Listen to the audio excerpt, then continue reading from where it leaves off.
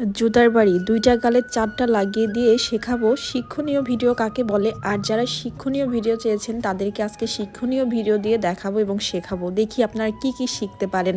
Hello everyone, আসসালামু আলাইকুম। সবাই কেমন আছেন?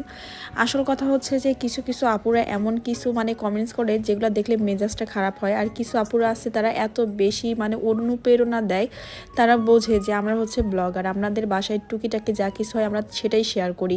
তো আমি যেহেতু আমার বাসায় রান্না বাড়া এগুলো করি, তো ওগুলা ছাড়া তো আমার বাসায় আর আমি অন্য কোনো কন্টেন্ট পাবো না। যারা নাচ গান করে তারা হচ্ছে তাদের বিষয় আলাদা, আমি তার ওগুলাতে পারদর্শী না যে আমি আপনাদেরকে ওগুলা শেখায় বা দেখায় অনেক কিছু শেখাতে পারবো। আই এম সরি, আমার দ্বারা ওটা সম্ভব না।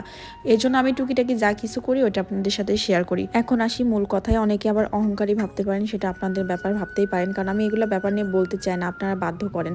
আচ্ছা একটা কথা বলেন তো দেখি, বিয়ের পরে কয়টা মেয়ে তার বাবা মার জন্য করতে পারে? বা আপনি সন্তান হিসেবে আপনার বাবা মার জন্য আজ পর্যন্ত কি কি করেছেন? আপনি ছেলে হন বা মেয়ে হন, কিন্তু আমরা করেছি, মেয়ে হয়ে আমরা করতে পেরেছি। আমাদের হাজবেন্ডরা আমাদের বাবা মার জন্য সচ্ছলতা এনে দেয়, তারা যতটুকু পারে ততটুকুই করে, তার থেকে বেশি করার চেষ্টা করে।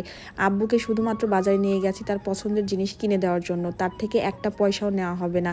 দুলাভাই টাকা পাঠিয়েছে আমাদের কাছ দিয়ে যাতে করে আব্বু আম্মুর জন্য তারা যা যা খেতে চাই টোটালটা যেন আমরা কিনে দিই। প্লাস আমার হাজব্যান্ডও কিছু টাকা দিয়েছে, তো সে এক্সট্রা জিনিসপত্র কিনেছে আমার বাবা মার জন্য। আর এই কেনাকাটা কিন্তু জাস্ট কয়েকদিন আগের কথা। ঈদের মধ্যে যে আমার হাজব্যান্ড এবং আমার দুলাভাই যে ঈদ করতে গেল আমার বাবার বাড়িতে, সেই ঈদের পরের দিনে গিয়ে কিন্তু এই সমস্ত কেনাকাটা করা হয়েছে।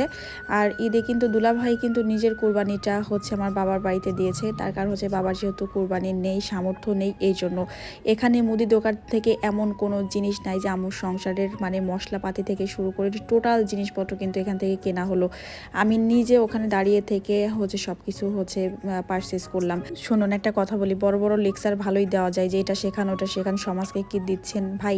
অন্যান্য মানুষেরা এত ব্লগ করে কত কিছু করে, সেগুলোতে তো এই ধরনের কমেন্ট তো দেখি না। আর আমরা স্বচ্ছ সুন্দর দেই, এজন্য আমাদের যত রকম হচ্ছে কথা, তাই না? এখন আপনাদের মুখ আছে, আপনারা বলতেই পারেন। যাই হোক, দেখেন আমি কিন্তু বাজার থেকে এসেছি, আবার কিন্তু রান্না বাড়াটা নিজের হাতে করেছি। এটা কি শিক্ষণীয় ভিডিও না? আমি হচ্ছে বাজারে গিয়েছি, বাজার করেছি, আবার বাসায় এসে গেস্ট আসবে, আমি এজন্য সমস্ত রান্না নিজে একা হাতে করেছি, ঠিক আছে? তো এই যে একটা গুণ, আপনার কি মনে হয় এটা কি শিক্ষণীয় ভিডিও না? বহুত মেয়ে আছে দেখবেন যে হাত গুটায় বসে থাকে, ফুটানি জেলায়, আমি কোনো কাজ পারি না, ঢং করে, কার্টুন দেখে বয়স কমানোর জন্য। ভাই আমার দ্বারা এগুলো হয় না, আমি কাজ দেখলে বসে থাকতে পারি না। এই যে গেস্ট যাওয়ার পরে পুরো রান্নাঘরের এই অবস্থা, এখন আম্মুর সাথে হাতে হাতে সমস্ত আমি জিনিসপত্র এখন মাঝামাঝি ক্লিন করে দিব। আর গেস্টরা অনেক রকম মিষ্টি নিয়ে আসছে, সেগুলো আপনাদের সাথে দেখাইলাম আর কি, শেয়ার করলাম। আর এই মিষ্টির দোকান থেকে এই দইগুলো আমি হচ্ছে কিনে নিয়ে এসেছিলাম। তো আজকে এই পর্যন্তই, সবাই ভালো থাকবেন, সুস্থ থাকবেন, আমাদের জন্য দোয়া করবেন। আল্লাহ হাফিজ।